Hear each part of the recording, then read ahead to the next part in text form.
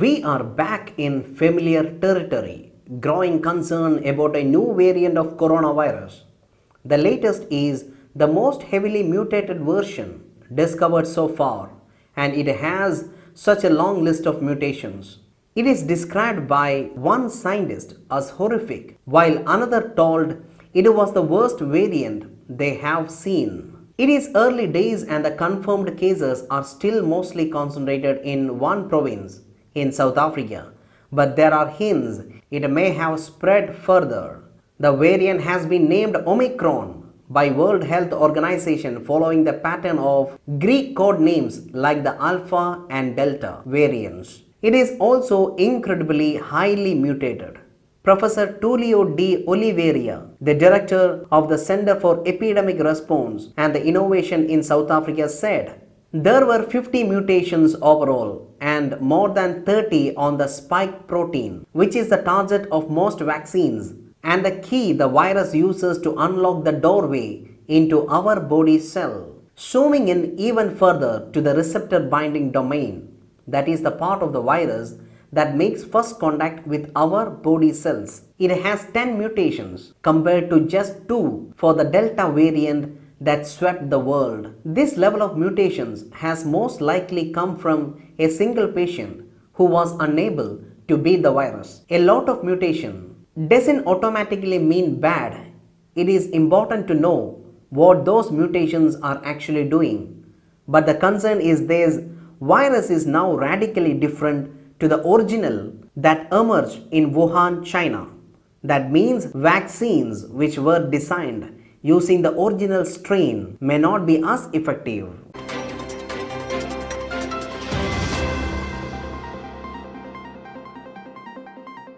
Barbados has officially removed Queen Elizabeth II as its head of the state and become the world's newest republic. In an overnight ceremony in the capital, Bridgetown, Dame Sandra Mason was sworn in as president. The Prince of Wales and Barbadian singer Rihanna attended the event, which coincided with the country's 55th anniversary of independence. In a speech, Prince Charles acknowledged the appalling atrocity of slavery the Caribbean islands suffered.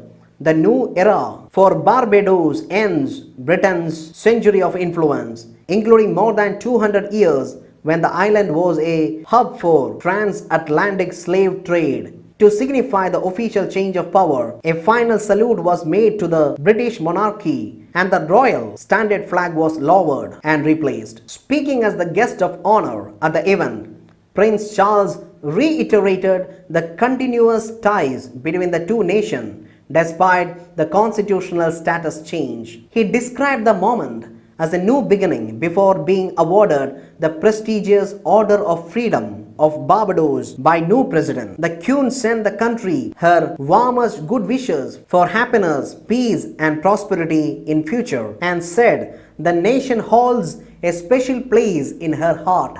Dame Sandra Mason, the island's Governor General since 2018, was named as President-elect of the nation following a vote in Parliament last month. She now replaces the Queen as the head of state. Vessel Republic Barbados has set sail on her maiden voyage. May she weather all storms and land our country and citizens safely on the horizons and shores which ahead of us, she said after being sworn in. Barbados announced its plan to become a republic last year, but it will remain within the Commonwealth.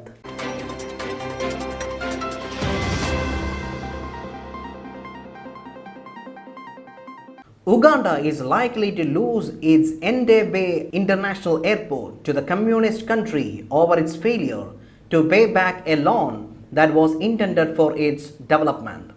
Another nation has fallen prey to what is popularly called China's debt trap strategy. China's Export-Import Bank lent Uganda $207 million at 2% upon disbursement in 2015 for the expansion of Entebbe Airport.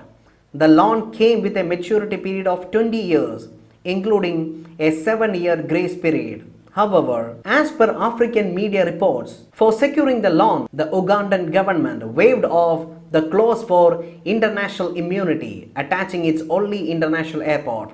This means that China, without any international arbitration, can take over the possession of Entebbe International Airport. Foreseeing the possible crisis, a delegation of Ugandan officials had been deployed to China earlier in March 2021 in an attempt to renegotiate the clause. However, the deal fell through and the country was unsuccessful since China refused to alter the original terms of the deal. Entebbe International Airport is not only Uganda's most successful airport, handling over 1.9 million passengers, but it is also the only international airport. The Chinese embassy in Uganda has also refuted the reports of a takeover, claiming that the hype surrounding the Chinese debt trap in Africa had no factual basis. Interestingly, a similar situation was witnessed when Sri Lanka was forced to sign off Hambantota Port to Beijing on a 99-year lease because it could not repay the Chinese loans that it had taken to build the port.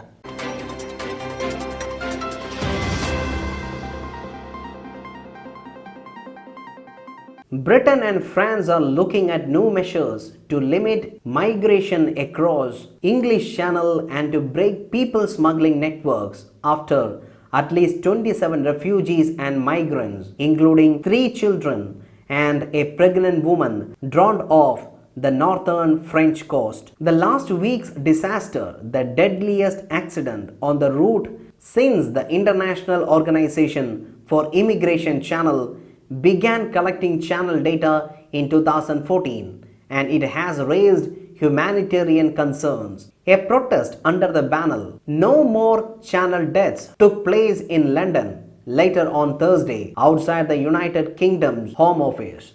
The President Emmanuel Macron promised France would not allow the channel to become a cemetery and spoke to British Prime Minister Boris Johnson to agree on stepping up efforts to prevent the traffickers blamed for surge in crossing. 17 men, 7 women, and 3 children died when the inflated boat lost air and took on water off the northern port of Calais on Wednesday. According to public prosecutors in Lille, a manslaughter probe has been opened. The IOM says about 200 refugees and migrants have died while making the perilous journey so far this year. The disaster poses a new challenge to cooperation between France and Britain after Brexit. Initial statements from both sides pinning responsibility on the other party. The act indicated that tragedy will not be an automatic catalyst for cooperation. In September, the UK threatened to send migrant boats back to France.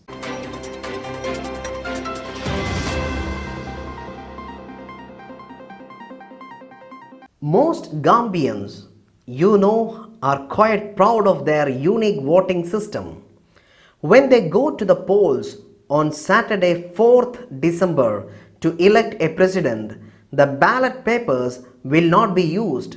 Instead, on arrival at a polling station and after their ID has been verified, a voter will be directed to a series of drums painted in the party colors of the candidate. Protruding from the top of each drum is a pipe into which the voter will slot a marble ball handed over by an election officials. As it drops, a bell sounds, so officials are be able to hear if anyone tries to vote more than once. When the polls close, the marbles from each barrel are counted and tallied, as would be done with ballot papers. This way of voting was introduced after independence in 1965 because of the Gambia's high illiteracy rate. A number of reforms has been ushered in since Yahya Jammeh reluctantly left power after losing presidential election in 2016. Some election officials had secretly hoped that ditching marbles would be one of them. They argue that with the opening of democratic space and the possibility of more candidates participating in future elections, the marbles and drums might prove to be cumbersome. In the past, only about 3 drums were used at each polling station. During Yahya Jammeh's 22 years in power, there seemed little point in contesting. In fact, the Gambia has only had 3 presidents in its history.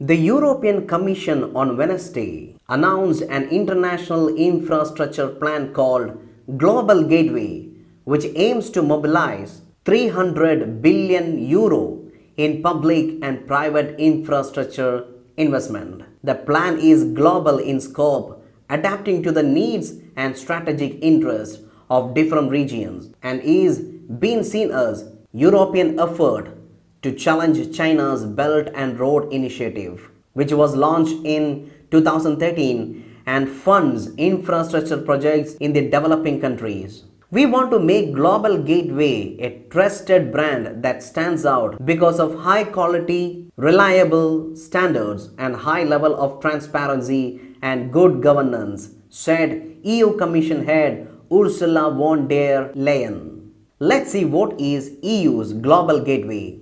A document outlining the plan said it aims to mobilize the fund between 2021 and 2027 by joining the resources of EU member states, European financial institutions, and national development finance institutions. Global Gateway will require buy-ins from international institutions and private sectors as well. G7 countries developed a plan at the summit earlier this year in Cornwall to provide countries with an alternative to China's belts and roads. Critics say China's plan traps recipients in debt. Global Gateway also hopes to spread European technology and expertise out in developing countries. China's Belt and Road Initiative is launched in 2013. The global investment strategy known as the Belt and Road Initiative is a signature project by Chinese President Xi Jinping. In official literature, the strategy aims to connect China better with the world and Asia, Europe and Africa in particular.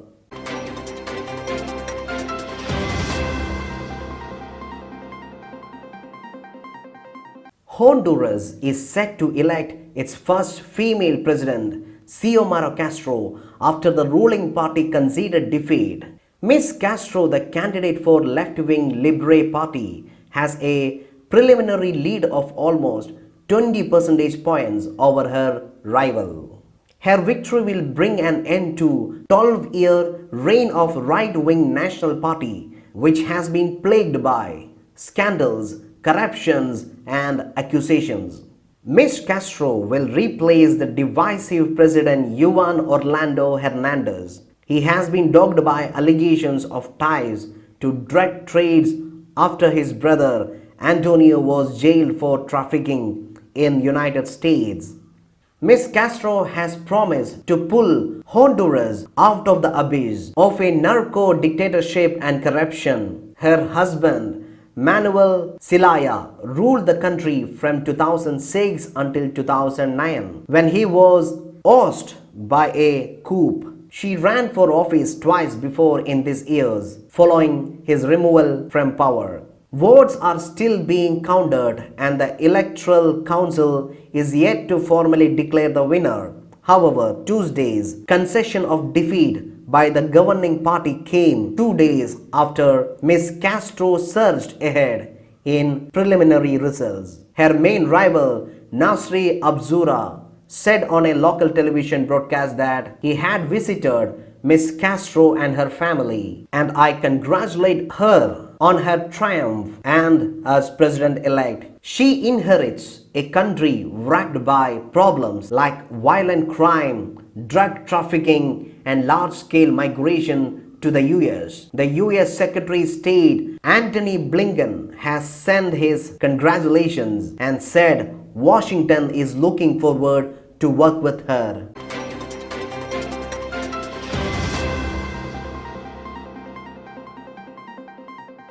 Russia on Monday said it would be ready to provide booster shots to protect against the Omicron coronavirus variant if needed. And the Kremlin said reaction to the new strain was emotional and not based on scientific data. The heavily mutated Omicron variant sent investors scurrying for cover on Friday, and World Health Organization has said it is likely to spread internationally, posing a very high risk of infection surges that could have severe consequences in some places. Russia was quick to develop its two-dose Sputnik V vaccine last year and has also deployed a one-shot Sputnik Light vaccine, both of which have demonstrated high efficacy in trials but are still awaiting WHO approval. In addition, manufacturers have told that they have had difficulties producing the second dose of vaccine, hammering efforts to boost output at home.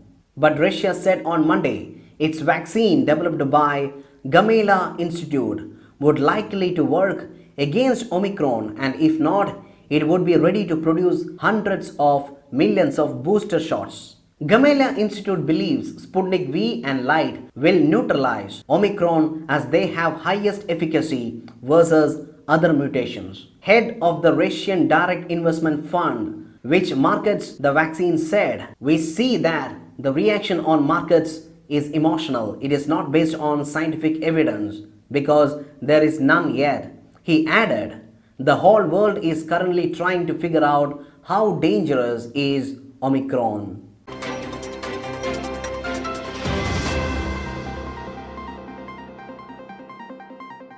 Argentina's ex-president Mauricio Macri was charged Wednesday with ordering the illegal surveillance as head of the state by the relatives of 44 sailors who died when a Navy submarine sunk in 2017. Judge Martin Bava issued an indictment against the 62-year-old, now country's right-wing opposition leader, for the offenses of carrying out prohibited intelligence actions. He is also charged with creating conditions for data of persons to be collected, stored, and used according to the 174-page ruling. Macri, who was president from 2015 to 2019, risked between 3 to 10 years in jail for allegedly violating Argentina's intelligence laws. At a preliminary court appearance earlier this month, the former president submitted a written statement in which he insisted, "I did not spy anyone.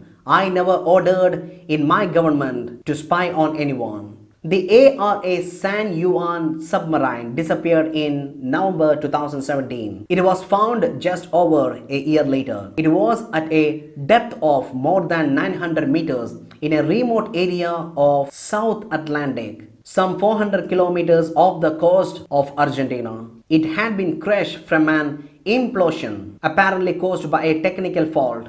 Authorities decided against attempting to refloat it. Family members of 44 crew members told investigators they were followed, wiretapped, filmed, and intimidated into abandoning any claims related to the incident. Macri was granted bail of 100 million pesos by the judge, but he is banned from leaving the country. Macri asked for the case to be thrown out on the grounds that the court did not have the authority to lift secrecy provisions on state intelligence to allow him to testify, but that request was rejected.